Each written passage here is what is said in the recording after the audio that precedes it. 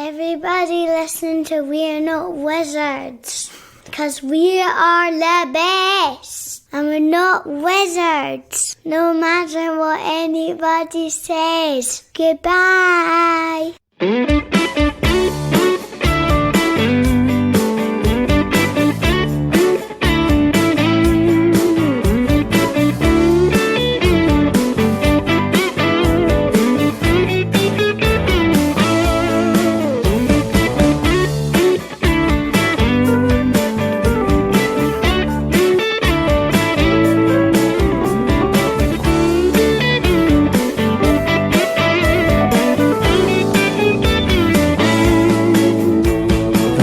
To another episode of We're Not Wizards. My name's Richard. I'll be your host for April. Boom. Coming at you, Cleopatra. Don't go chasing waterfalls. Crisscross are going to make you. They're going to make you jump around. I've come under a bit of flack, a bit of competition of late, because the kind of the joke used to be the number of podcasts I was releasing. And then during these current interesting times, it's just like, could your podcast be any more relevant now? I'm joined by Ben Maddox, who's now going to spend a considerable amount of time explaining to me why he all of a sudden feels the urge to be releasing podcasts all the time. You know, so I remember we had a sort of text discussion, and I said to you, you should do all these interviews, but you should parcel them out. Don't release so much material. And I've been doing a daily podcast for the last month because I'm nothing if not a cast iron hypocrite, which is the real pronunciation of the word. It's amazing how hypocritical you have been, because I was at that point where. And I've never, because people have said to me, Richard, you're a bit heavy on the content here. Sometimes I pick and choose actually what I listen to, because I don't always have time to listen to everybody. So if there's a couple you feels decent, go and tell me. And it's like, I cannot tell. I love all my children equally. Then all of a sudden, I've got the same situation with yourself. I'm looking down your feed and I'm going, I'm having difficulty kind of keeping up. Yeah, but the point is, I made... they're not full shows, so they range between sort of 12 and 20 minutes mostly. And I'm talking to people from the industry, I'm talking to doctors, I'm talking to psychologists, just about, and teachers and that sort of stuff, and supermarket workers about the COVID crisis and about sort of their experiences and what we should do to make their lives easier. And also, sort of, I did a week of FLGS owners just to sort of investigate their plight and how they're feeling and if we can help and all of that sort of stuff. I mean, I can't help by offering any sort of practical help or money or intelligence. What I can do is ask them questions, have them speak, and then release it to people on the internet. Because, frankly, I'm the real hero. I'm the bloke with the Zimmer frame walking around his house and that. My word. Uncle Major Tom, or whatever his name is. Whatever it is, you're just living your life. You're living your heroism vicariously through other people. Because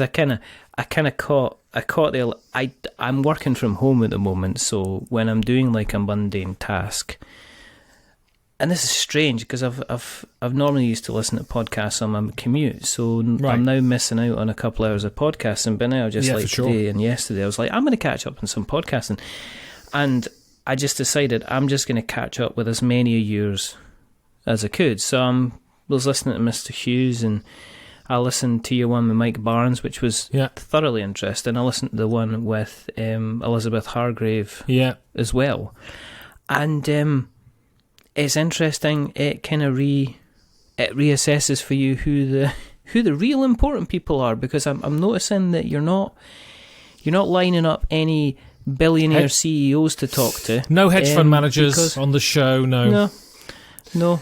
Nobody like that. Stock exchange people, oil barons, landlords. None of those. No. Jeff Bezos asked to come on, but I told him to fuck off. He even offered me money, and I said, I'm not taking any on filthy lucre, Jeff. I don't take money from Emperor Palpatine, I said to him. He was correct. He was in tears by the end of the conversation. His little yellow eyes looked at you and they were all glazed. Exactly. Goat's eyes. His goat's eyes. Babe, let me on the show. No, Jeff, you're the Satan, I said to him. You gotta wonder if he's even known what his 5 favourite things he would take if there was a doom. He'd probably cause the Doomsday, let's face it.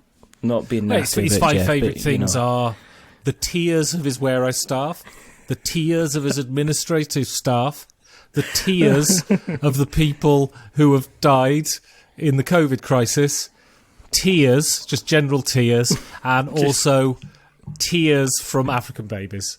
That's Jeff Bezos' top 5 favourite things. He puts them in suitcases, he takes them around. I mean, very tear-based. He likes to see people cry. You got to kind of wonder if it was a thing where, and if you'd had them all sitting on the back seat of the car and you went over a bump and everything else got washed away down the river, what would you keep, Jeff? And he'd be like, it's fine, as long as it was a river of tears. All of the tears are staying in my car. I've got my own private security service. I don't lose a drop of those tears. I rub them into my nipples. I'm changing the rules. That's what I'm doing, changing the rules, you hear. How you coping, though? But it's... Because... How am I coping? You're talking to all these people. Have you listened to me talk for the last 5 minutes? Bordering on insanity. But then I'm trying to peel back the onion layers and find out. You peel back the onion layers and you just see more and more sort of hairballs and stress knots. No, fine, actually, fine. I just wish I could go out, because I have been luckier than most in that my job hasn't been affected, so I've been able to work. The podcast, I've really put myself... the thing is, all of this... I've got all this faux bullshit about being, I'm wanting to highlight those in need during this crisis. That's all fucking disingenuous bollocks, right? I'm doing it because it's stopping me from going nuts, and I'm being able to reach out to people. And, the thing is, people do things. Altruism's a myth. People do things because it makes them feel good. The hope is that the things they do also have a positive benefit. And I think my show, it's small ripples in a huge sea, of course. But I think, I'm sort of chronicling the times. But in terms of how I'm doing, I'm reading. I've started reading books again. I sort of had a moratorium on reading for a while. I'm reading the Wolf Hall trilogy by Hilary Mantel, which is absolutely fantastic. I highly recommend it. I'm running 30 kilometers a week. I'm lifting weights 3 times a week. I'm doing yoga. I decided when this lockdown happened that it would, because, in the immortal words of Oscar Wilde, I can resist everything except tons of booze. And so, people are I'm very easily led, I guess, is the best way to say it. And because I can't see people, I'm able to shut myself away and live a sort of life of monastic non-indulgence. And so I'm going to get svelte and fit and re-enter the world looking like $20. With loose change. Which is about 200 times as much as I look usually. I'm just wondering, now that you're recording so much, do you realise that you were really only running things at second gear beforehand, and that, you really should have been putting in a bit more effort and you could be releasing podcasts all the time? Absolutely not, no. I'm this week at the end of this week, I already had to pay extra money for more server space on Libsyn. This week This week's probably the last of the shows for a while, and certainly until the beginning of next month. It's been great, and I've spoken to some really interesting people, and it's been really valuable, but it's a very unique situation, and it's only because it's a unique situation I prefer my usual schedule. I've kind of had to eschew reviewing games because I'm not playing very many, and also, with all of this sort of work I'm doing on the daily podcast, I don't know about you, but I find writing absolutely exhausting, and it's one or the other. So I haven't been writing, which is a shame. So I'll probably go back to writing stuff, and I'll just do a weekly sort of write-up thing. But with the interviews, probably at the end of this week it's done. Especially as the show I'm releasing tomorrow has a 15-minute digression where we discuss whether Yogi Bear is molesting Boo Boo. So all of that goodwill I've built up over the last 3 weeks is gone, probably. Yeah. Yeah. So you're going to find out that you're probably, certain people are going to stop retweeting the episodes. Yeah. That you had them picked. I mean, I found out earlier that Twitter's biggest activist, probably the person who does the most good on Twitter, has blocked me recently. Yeah. I'm absolutely gutted. Really? She is a tireless warrior for good. She doesn't exploit people, and she's not an arsehole. Yes. And her blocking me was a real wrench. And I'm doing this for her in the hope that I can be allowed back in. But I was born the way I was, so it's unlikely. You've always been a little bit edgy. So I mean, I always thought you were kind of skirting around the edge. And I must admit, I mean, a couple of times, when you get that example set for you, when the call is issued that these people you need to keep an eye on, you should even maybe get your finger hovering above the block button in case I command you to block people. That you have always been, I think, kind of a borderline case. I think you've always been in the slight red file. I am in the slight red file. I mean, because of my erstwhile partner who decided to tell the internet I was a Nazi. People are always kind of waiting. People are always waiting for that sort of Nazi side of me to materialise. The fact that he's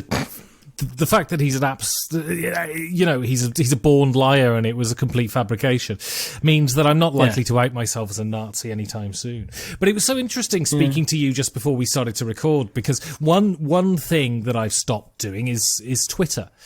And I tweet when I've got shows coming out and all of this sort of stuff. But I don't engage with Twitter anymore. And you were telling me the tales of what's going on in the Twitterverse, and frankly, it's all insane. The drama. Yeah.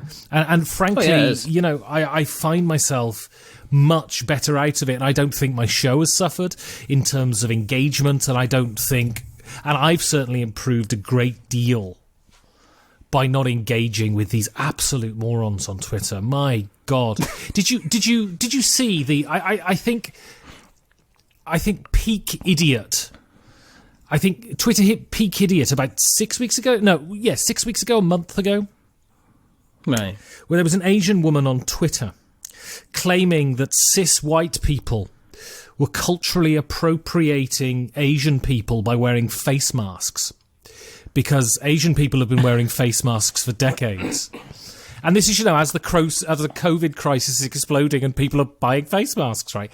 And it's just the craziest, insane shit. That all you have to do is you have to say a couple of sort of checkbox phrases like cultural appropriation and cis white male, and people will applaud you from the hills. And it really is, Twitter is eating itself. And what's so amazing is when you get off Twitter and you stop engaging with that idiocy and you just speak to people, you find, oh wow, 99% of people just aren't concerned with this absurd shit. Sure, there's injustice in the world, but Christ. And if your activism is that Board Game Geek is an elitist millionaires play palace that people can't vote because they have to use Geek Gold to vote, and that is denying the poor, then you're fighting for the wrong thing. You're fighting for the fucking wrong thing, right? There's certain things I've just, because you go like, oh yeah, I'm trundling along, and you trundle along, and you're kind of, you're not staying in your lane, but you're just like, I'm going to chat to this person, and that's fun, and I'm going to interact with this person, and I'll try and say something stupid, and, you know, that was fun, and let's all have a laugh. And then all of a sudden, I'm kind of sucked into something completely different, and I'm just like, do you know what? Fuck off, really? Because I've had enough. You know, and it's like, I don't know, I know the number of people that are kind of like, they're actively kind of saying, oh, you better not say that on Twitter, because, you know, and you're just like, why? When did we get to this? When did we get to this point? You know what Twitter's big problem is, right? It started off, when it became a sort of viable thing, because it was this weird thing. When it first started and I first got an account, I thought, what the hell is this? It's just this weird place where you just post a Facebook status, except it's really short. It's weird. But it came into its own in a really dignified manner, right? So it came into its own during the Arab Spring. And, you know, people using Twitter on Tahrir Square to highlight the injustice and the brutality of the state. And so Twitter got given this patina of kind of respectability, and it got given this patina of this is where activism happened. But what's happened is it's been overtaken by a load of middle-class Americans with fuck all else to do but shout about their own particular problems. And if you look at what people basically are moaning about, it is very, very small sections of the middle-class population who want more benefits, and they claim it's not, but it clearly is, right? And Twitter is the most middle-class fucking place on the planet, and middle-class people are nothing but self-flagellating, right? Do you find it's helped your mental health? I mean, being away from it, do you kind of because it's so easy. I mean, you can step away from the drama, and then you're like, oh, what's happened now? And you get checked and you get involved and you're just like, oh, for goodness sake. And then it's having that self-taking, I don't want to, because I know of people who never get involved in, you never see them they just trundle along, they're doing fine, they never ever get involved in any type of drama or anything like that, or what people would call drama in fucking inverted commas, and they just trundle along and they do fine. And then there seems to be other people that's all they get. Every single time. The thing is, they walk into the drama room and they say, "Can I have some drama, please?" People like it. People want to get on Twitter. The thing is, has it improved my mental health? Look, there are things that affect my mental health. I've been through phases of, you know, I've been in very dark places in my life, and things that affect my mental health are loved ones dying, having no money, not really knowing whether my accommodation is going to be my accommodation in a month. You know, that sort of stuff. That's the sort of stuff that has affected my mental health. Going on Twitter just fucking annoys me. And, you know, I think that we need to put things in perspective. And people calling you... The thing is, if people call you bad names on Twitter, get off Twitter. And don't claim that it's necessary for your job, because unless you work at Twitter, it isn't.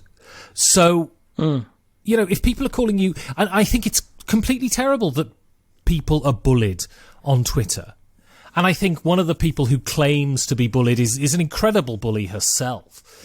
And, you know, I think it's terrible that people are bullied on Twitter. But if you're being bullied on Twitter, get off Twitter. If it really is affecting your mental health, which I doubt, because I think people's mental health is affected by serious existential things, but if it is, get off Twitter. You don't need it.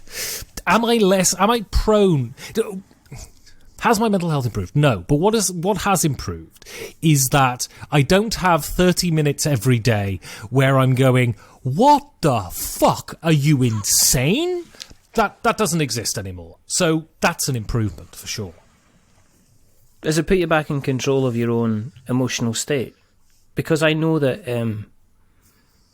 I know it's very, very... Do you know what? I know this for a fact. It's like one of the other things that that Trump's a dream for Twitter. Because right up until... Because we had Gamergate and stuff like that, and that kind of really started. You know, there was the polarization of two sides and stuff like that. But Twitter itself was failing in terms of interaction and stuff like that. And then, Trump came along, and then all of a sudden Twitter's got a reason for existing. And I find sometimes that no matter what you do to try and avoid what you would see as something that would make you rant and rave, is that it's always there, that it's almost a case that it's going to be fed to you no matter what. It's something that you can't kind of escape from. And I guess and I'm wondering if some people use it differently from other people, that they just seem to be able to get on by. I probably blame myself, because I am a person that gets riled up, and I am a ranter and a raver, and I am the type of person that'll, Boris Johnson being on telly or someone else talking about how this is all going to be fine, and I'm just going, fuck off. Hey, look. And I say that to the TV, and I'm that kind of reactionary person. I know other people, they'll just let it kind of brush off them like water off a duck's back. Look, getting pissed off because Boris Johnson is basically condemning working class people over 60 to death is something worth getting annoyed about, right? Yeah. Someone calls your hair someone says your dyed hair is a stupid colour on Twitter isn't. This whole idea that the Board Game Geek is this cis white male hegemony and board game media is this cis white male hegemony. Fucking people are dying in their thousands. The world is heading towards ecological collapse. If you really gave a shit, if you weren't just navel gazing and just completely self-obsessed, you would maybe go after things that are important, not things that aren't. If I want to bring it back to my show, Yeah. I think we live in a macro world and a micro world, and and the micro happenings are important to particular people, but fundamentally they don't mean shit. And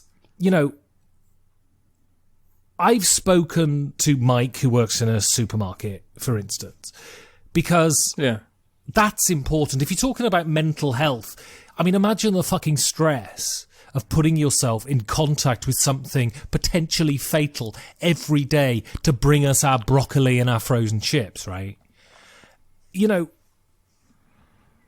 All of this Twitter bullshit is insignificant. All of these people arguing pedantic points and getting faux offended, because that's all it is faux offence.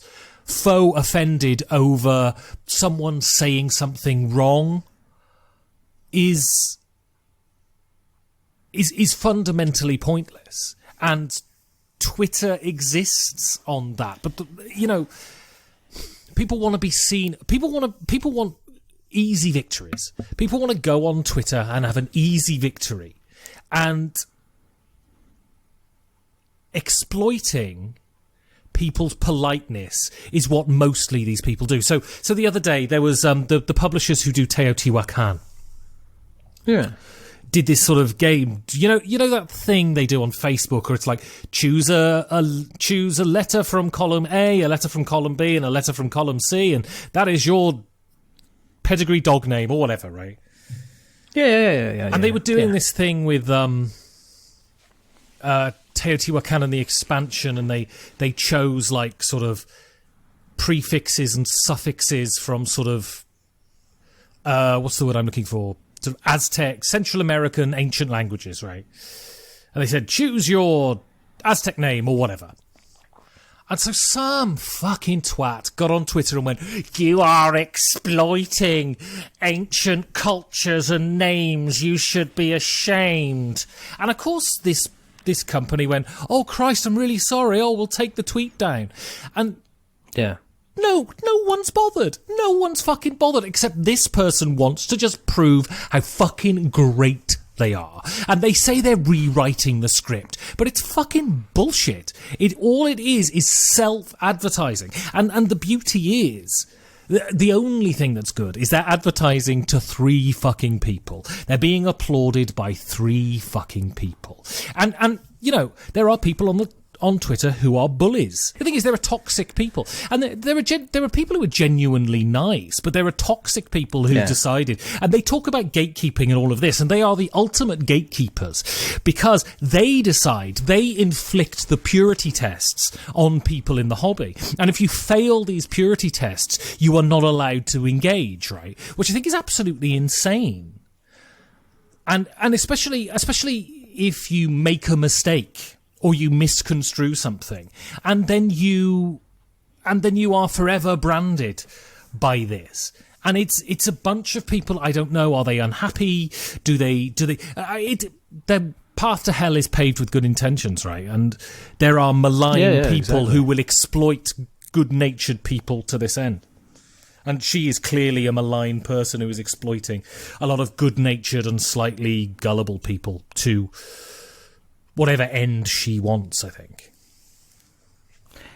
A question in relation to tabletop itself. Because I played for the first time last week. I played a tabletop simulator game. I was... which was delightful, and it was actually good fun, and for the fact it was in like some kind of virtual theatre, it was comparatively good fun. They're talking about, obviously, the lockdowns kind of easing up. In fact, I think in Germany itself, they're starting to allow kind of retail premises to open up as long as they're, people are wearing protective clothing. It's very curtailed, masks but it's and stuff like that, Yeah, it's starting to open up. But I'm just wondering, how long is it going to be before people can kind of get round the table again, and how's that going to kind of affect kind of coverage? Because you yourself said it's very, very difficult to review games. I'm lucky that the games that I have been asked to look at and review are kids games. So I can sit down with my son. Coiled Spring have luckily sent me a couple of good nice kids games that I've been able to play. And so I'll be able to write or create some content for them. But then I've got like another couple of games which there's very little chance of me being able to sit down and get a kind of like a full game or get something played out of them.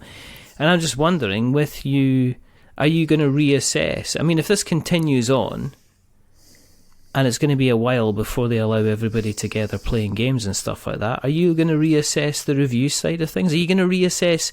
Because the show, I think you could still do the show, because I think there's tons of designer developers who you could interview and would have an amazing perspective. But at the same time, is the review stuff, you're just going to have to say, well, I'm just going to have to leave that as is until it kind of sorts itself out. It is what it is, right? I mean, I constantly reassess the show and my desire to do it and all of this on a daily basis.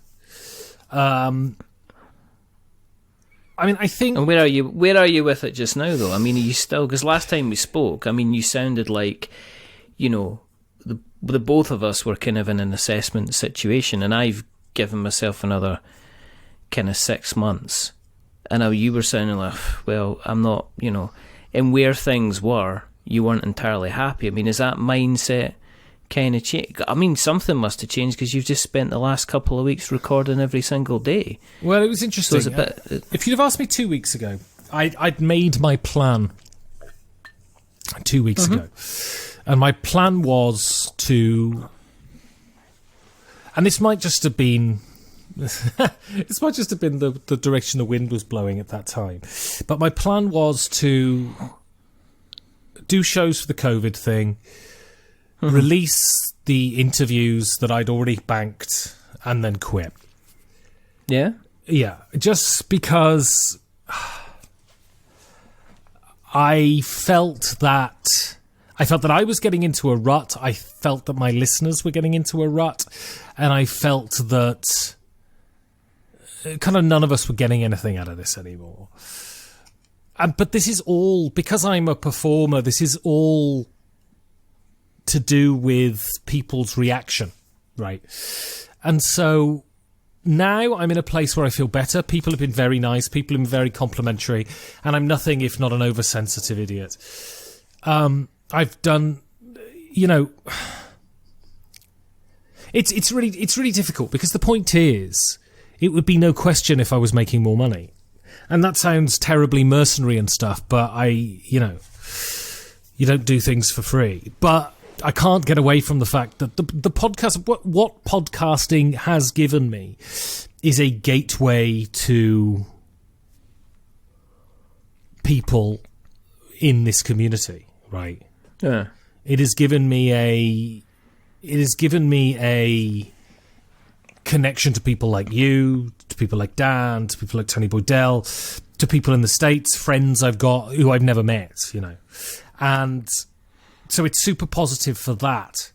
Where I am at the moment is I feel pretty good about the show, but that could change from day to day. It's just, if I was making 5 times the amount that I'm making now, it would be no question. But fundamentally, it is work at the end of the day. I consider it work. I don't consider it a hobby, That was a terrible answer, and I didn't really answer your question. No, I mean, it's assessing where you are and where you want to be. And I'm the same. I'm thinking of in all honesty, it's kind of like you end up getting caught along in the train to think, and we've had this discussion before, is it time to say goodbye and finish on a nice strong finish, and then everybody can look back and say, look, there's a body of work, and I can congratulate myself. But I've always done this, Ben. I've always been the type of person who would stop something before I teeter on to the point where I'm kind of like, I need to stop this because this is turning into a bit of a chore. And the issue that I've got is that I could be like 5 minutes before I speak to you tonight going, do you know what, maybe I should just, go and have a seat and sit down and just reconsider what I'm doing. But as soon as we get talking, and as soon as I was talking, I'm talking to you, or I'm talking to, I had the delight of speaking to David Turtsey the other night. And it was so funny, I ended up not doing an intro because it was kind of straight into a kind of a really good, just fun, relaxed kind of conversation. I was like, oh, bugger, I've messed up the format again. And, and then you get into that and you realise, the reason I'm doing this is because I really, really enjoy talking to people. And then it's like, well, does it have to be about board games? Should I do something different? Should I bugger off for 6 months and then come back and say, now here's our new exciting show where I get just to talk to anybody at all and forget about the premise that it's about kind of board. I mean, I was speaking to, we just launched a show with Stephanie Jessup, who does... she does ASL videos, okay. American Sign Language videos, and she does some work for Rodney and stuff like that. But it was just a fascinating chat about the subject. And I was like, well, why does it have to revolve around board games? Could it be speaking to anybody else? And I've seen the kind of the interview. The other thing is the interview shows are picking up. And I'll be honest with you, people are not consuming as much content as they used to. And also, I'm at a level where I was expecting to be, not further along. I'm kind of happy with the level that I am, but then I'm thinking, well, do I just stop now before I start to get frustrated? It's one of those difficult. It's one of those difficult things because I'm a bit of an asshole, right? And I think I do a really good job. And I think I'm criminally undervalued for the job I do, which sounds terribly vain. It sounds awfully vain, but nevertheless, it is true. And, mentioning no names, but there are people who I see in this board game world who do incredibly well, and I don't begrudge them that. I just think I should be doing that well, and that's my fundamental problem. I have kind of no issue with the work. There are parts of it I enjoy, parts of it I don't. I was trying to think about when, 2 weeks ago, when I decided to quit doing the show. Mm-hmm. I decided I was going to write a piece, and I was going to try and explain why I was quitting. And I came up with this idea of, sometimes you go to a party and it takes you a while to realise no one wants you at the party. But the minute you realise that, the best thing to do is leave. Mm-hmm. And, I've been doing this show for 2 years and a couple of months now, and I'm nowhere near where I wish I was. And I wonder whether people want me at the party. I guess that's the thing. Because I don't want to be at a party where people don't want me, Yeah, I totally see that. Of course I totally see that. I think a lot of people see that. I think you get to a level you're measuring yourself, and I think that you then get disappointed at where you are, and then you start to wonder, well, you see other people at the same stage or at the same place, and you seem to say, well, are they doing... They look like they're doing better than what I am. And yeah, you're right. Sometimes you end up asking the question, is it me? I'm sitting here thinking, we're having a good conversation, actually, and everything's fun. But am I fundamentally really annoying? And am I really good? And am I getting lots and lots of different guests because they all have something that they want to talk about? And I've turned into Graham Norton on a fucking Friday night where I've got the guests coming in to pitch their latest project to me, instead of just having a natter. And then for a while I've tried to force it down a different conversation where we have a chat about, people in general and stuff like that.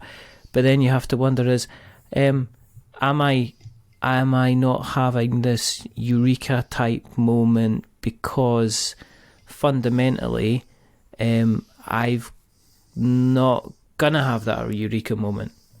Yeah, and I mean, it's I haven't written fiction really for a couple of years. And that's because I've been really doing this intensively for a couple of years. And so, part of me thinks, I mean, I've earned more money doing this than I have writing fiction, but I'm like, should I go back to writing? The thing is, creating... the problem we suffer from, we create things alone. Yeah. And so there is no back and forth between us and a partner.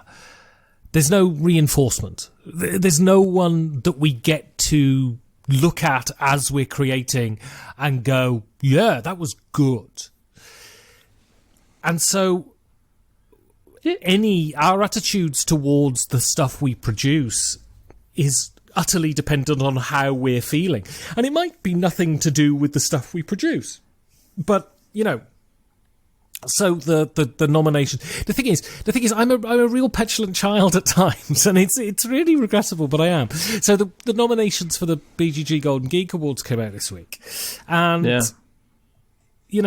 I got in last year, and I was fairly confident I was going to be nominated this year. I mean, I absolutely know I'm not going to win, but I was fully prepared to throw my dummy out of the pram had I not made the nominations. I was fully prepared to bin the whole podcast. And that's just nuts, right? And that's just because when you create stuff, you're putting yourself in a very vulnerable place. And you take the hurts harder, I think, if you're working for yourself, right? Yeah, and it's difficult to measure stuff as well. It's like you can never ever measure, because it's like the amount of effort and things like that when you feel, I nailed it this time and this went really, really well, and then you'll present it to the king, the audience, and they're like, actually I was wanting chicken. You're just like, yeah, but I've literally have spent hours, days, time presenting this to you, and you kind of want something, else. You're just like, well, I can't measure it. And you're right. If you've got like and this is one of my always regrets, is kind of there not being more episodes with Colin, who I used to record with, because time gets in the way and stuff like that as well. But it's always nice to go on one of these journeys where you've got somebody else that you can say, whoa, look at this, and they've generally got in as much invested in it as you. And also, so when things aren't going as well or have been going fantastically well, you can pat each other on the back, or you can commiserate, or somebody gives you a fucking reality check as well at the same time. Do you know what I mean? So somebody just sits you down going, look, why are you being so stupid about this? Stop being so bloody stupid about it. I just want to quit. Why you want to quit? Look at where we are. Look at what we're doing. That kind of thing. And it is difficult because you do end up kind of without somebody cajoling you or bigging you up or grounding you or telling you to stop being stupid or telling you or you are being stupid. you end up measuring yourself against other people, and you can only ever fall out short with that because you're imagining something completely differently to what they're probably thinking anyway. Right. Which is, the route to madness. It is. But again, it's one of those things, isn't it? It's one of those things that if I was making $2,000 a month, frankly, I would care a lot less. I would be a lot more. I think I'm very enthusiastic about the job I do, but there would be a lot less soul searching, I guess. And like it or not, money is often an indicator of maybe not quality, but people's perception of your quality, right? And I never went into this project feeling that this is just going to be a nice hobby. I went into this project saying, this is my best shot at it being a job. And I sometimes wonder, and this is the point, right, that I think, well, what if the big upshot is just around the corner and I quit now and I miss it? And then, that would be terrible. Yeah. There is always that what if, isn't it? It's awful. It's like that regret thing. I wish I'd kind of stuck with that, or I wish I'd given it another couple of 6 months. But then if my view of that is if your mindset's in that particular place, I don't think necessarily the big thing's going to happen for you because your mindset's already in that place, if you know what I mean. Right. As in, you can't expect everything to turn gold and rainbows just because things just now aren't as good as they could be, but they're always better than you think they are anyway. I mean, let's face it, we're sitting here and you've just been nominated for a BGG Podcast of the Whatever award, and I was sitting there going, I know, and for someone like I'm sitting there going, that's really great, and it's like I know most of the people on that list, and pretty much 50% of them have all guested on the bloody show as well. Right. Kind of thing. So it's nice to have that connection with people. I know I'm never going to be nominated for that because I've not got the community around me. That's not how I kind of work. I've not got the community that you've got with your stuff, not got the community that the Board Game Barrage you've put together, or Sporadically Bored, or anyone like that, So Very Wrong. They've got people that are there, and I kind of feel that I've not fostered that community just for the simple fact is that I want to be able to maybe walk away. Yeah. Do you know what I mean? I mean, the point There's is investment with that. The point is no one gives a fuck, fundamentally. I mean, it was so interesting. No, exactly. When Perfect Information exploded, it got more of a reaction than I expected. With people going, oh my God, we didn't see that coming. And then people going, oh my God, that's so depressing that the show's over.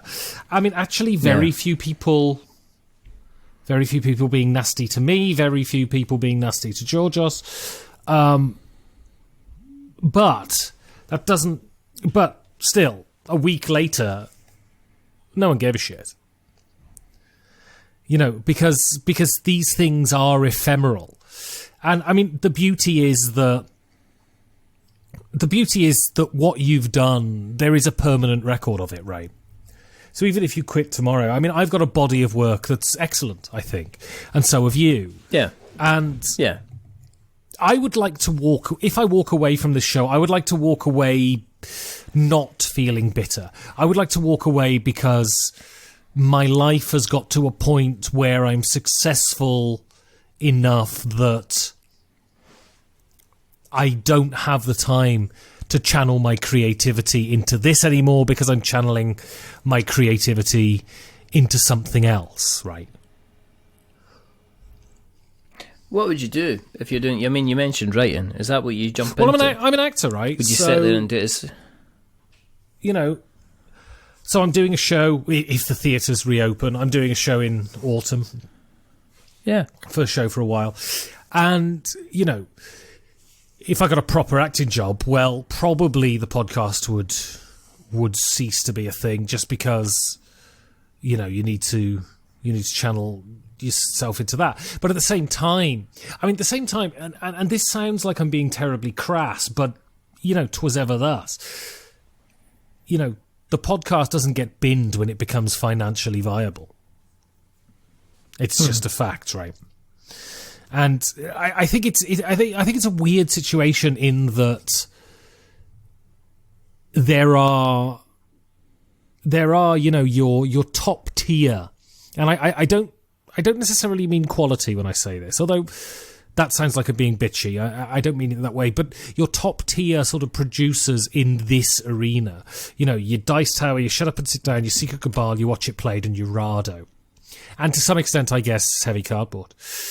And it's really a dead man's shoes thing, right? Yeah. Because it's very hard to replace these people or get onto that tier. And I mean, especially kind of my show, I should be world famous, and I'm going to start killing people until that becomes a reality. Oh, dear. Oh, dear indeed. That was one question. That was one question you asked me. That actually so sounds how are like you a going with the show? fantastic way. And that was the last 25 minutes. That was the entire answer, which is absolutely fantastic. But actually, I'm really loving. know. Actually, I'm really loving doing the show at the moment.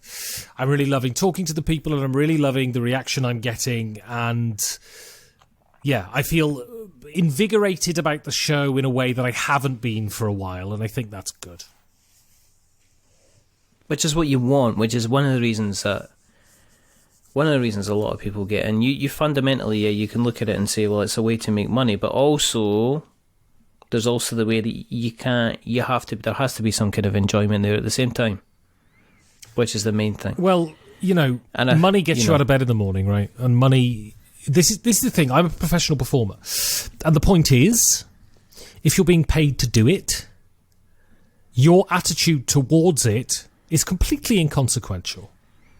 It's just the job you do. That's the important part, right?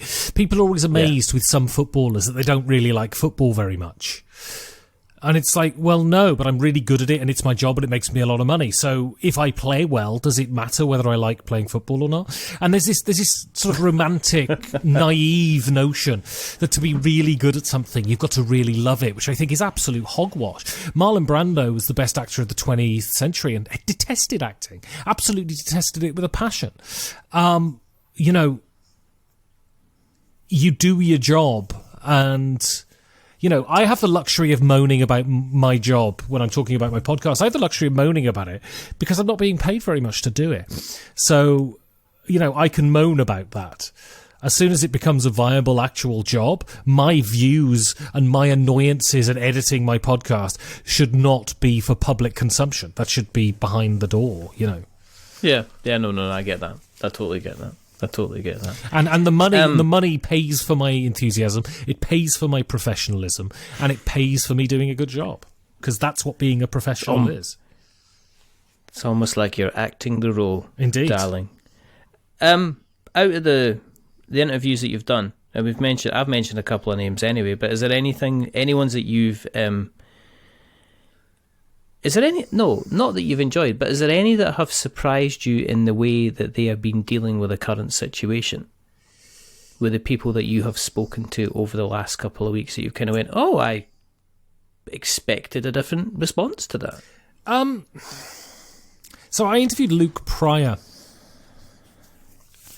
Lovely Luke. Met Luke. At Aircon. No, yeah, he was at Aircon. I also met him. Yeah, at Gearstones late last year as well. Yeah, everyone talks about bloody last year's Gearstones, which seems to be the conclave of angels. Just because I bloody missed it. See, that's why I didn't want to bring it up, because I didn't meet him at Aircon, but I didn't know him as well, and I was like, oh fuck, I'm going to drop in the G word here. And he's not going to like it, but he cooked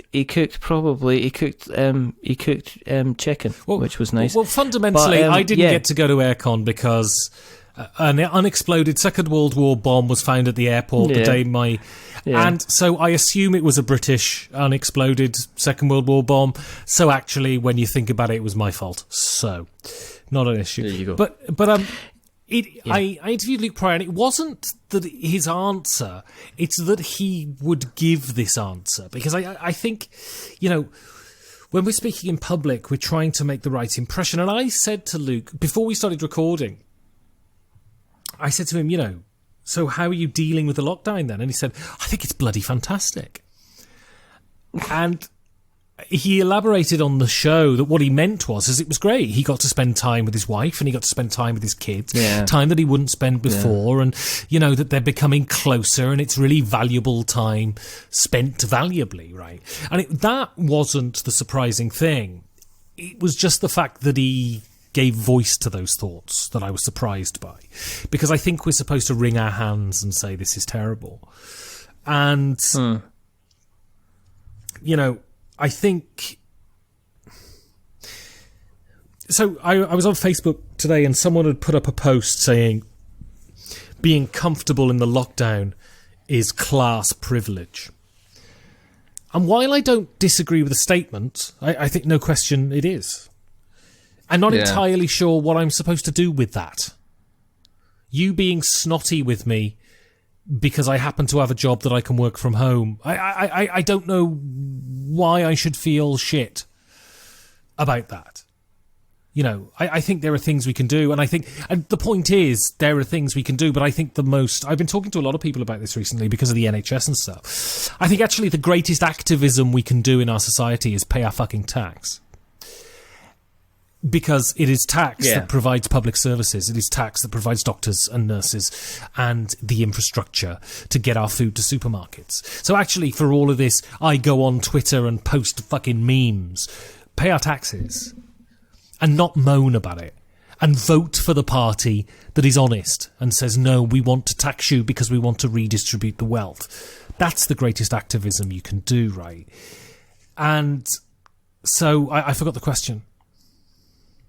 It doesn't matter. There is no there's been questions. Right. They even sound like I have questions. Yeah. So it was this point that we're all supposed to beat our breast and say how terrible it is. And, I have moments where this lockdown is actually great, where I get to sit on the balcony and read Hilary Mantel and drink a cup of tea. And, I've decided to turn my life around sort of physically, and I'm being really healthy and I'm eating healthy food and I'm going running and all of this sort of stuff. And there are moments where I just think, God, I want to get out of the house and I want to see my friends and I want to go to the pub and I want to have a pint. And none of them in the grand scheme of things are huge issues. I mean, I have a friend who lives around the corner who's immunocompromised. And he hasn't left the house for 3 months. When this thing started, before the lockdown, he just said, I can't go out. Because if I go out, I might fucking die. And I'm doing his shopping and stuff for him because he can't get out the house. That's a real problem. Yeah.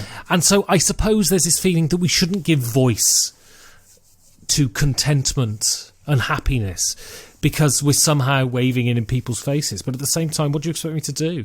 You ask me a question, I answer it. Yeah, for sure. For sure. Being content in the lockdown is a class privilege. But I come from a working class family on a council estate and we never had any money. I did work. I did work to be comfortable in the lockdown, I guess. And I reckon there's a lot of people currently surprised by the kind of I've seen it repeated again in so many places and times and being like, there's a surprise. It turns out that actually, yes, we could do our work from home. Yes, we didn't have to do a commute. Yes, we can actually get paid like a decent wage. Yes, our health service can kind of get funded, and no, we kind of, it turns out that CEOs and billionaires are absolutely bloody pointless kind of thing. And kind of what's interesting, the most interesting thing was what's happened kind of like in the last couple of days, which is the oil prices have fallen through the floor because the only thing that seems to be keeping the oil market running is people moving about. And it turns out that when you stop that, then it's obviously a huge false. It's a false economy in more ways than one, which is absolutely. It's fascinating to me that they're actually saying we have to come to some kind of agreement to make sure that our billionaire oil barons don't suffer. And I'm just like, well, you've had a good 60 years of it. Sorry, kind of thing. Yeah, time to sort yourself out. You know, it's one of those things, isn't it? I mean, I wouldn't want to work from home permanently simply because I like being out in the world and seeing people, and I think it's very valuable. I think what I hope, like my episode with Tony Boydell came out the other day, and in Britain, I haven't been there, but in Britain, people have been going outside and clapping for the NHS. And we're all hypocrites. So you voted Tory and you're clapping for the NHS. Fine, just don't vote Tory next election, right? But he's saying that people are coming out and they're talking to each other across the road, going, "Oh, how are you doing?" And one thing that this sort of march towards automation and the internet and all of this and on-demand TV is, it feels like community is broken down to some degree. And I wonder whether, if a big raft of home office happens, whether that might exacerbate that issue, that we become more cut off and more atomised. Because I think a healthy society demands that we mix with people we don't choose to mix with, right?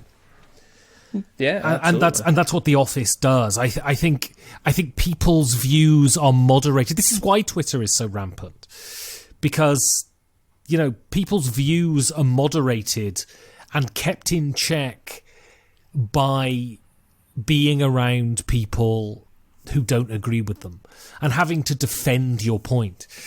The problem with Twitter is that, you don't have to defend your point. You either are blocked or not, or you're applauded or derided.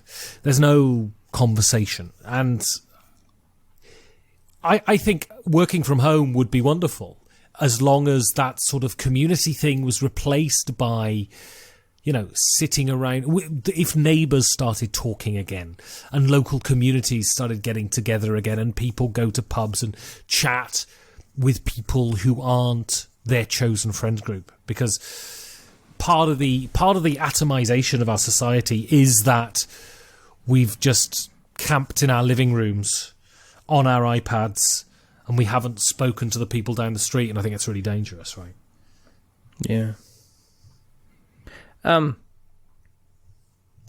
Wrapping up, because I'm conscious. I was going to start rapping then, and I thought that was an awful joke, and so I didn't do it. That would be, I would just generally not. I would potentially, it's two sides of things. It's not something I really want to hear, but it's also potentially something I would pay money to actually see you rap. I think that would be absolutely fantastic. You've got a range, as we say, you've got a range of kind of various chats, interviews from kind of isolation, from the voice from the solitude. Where can people, if people want to listen to those, and they're fantastic, just go ahead and listen to the award nominated five games for Doomsday. Where would they find you if they wanted to find you, Ben? So you can go to the website, 5gamesfordoomsday.com. You can look at me on Twitter at 5gamesfordoomsday. That's it.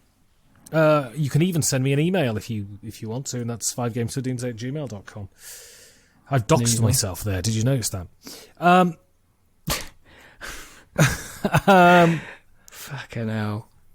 I think if you want to keep an eye on what we're up to, first of all, check out Ben's show, because that's a good thing. But if you want to keep an eye on what we're up to, just go to the internets and search for We're Not Wizards, and you'll find us there. And that's kind of simple. Yeah.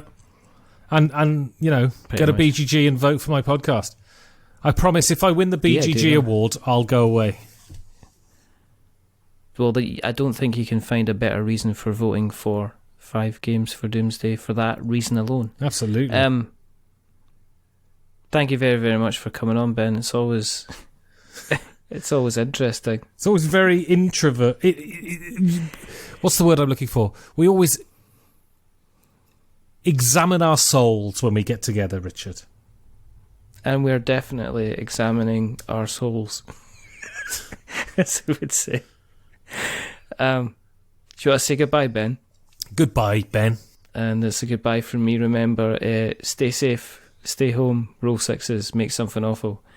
But until the next time, I can't believe you've got all these catchphrases. I need a catchphrase. I don't know. I'm not going to invent a catchphrase for you. Lick my Chonson. What do you think? Fantastic. Cut. A wizard is never licked.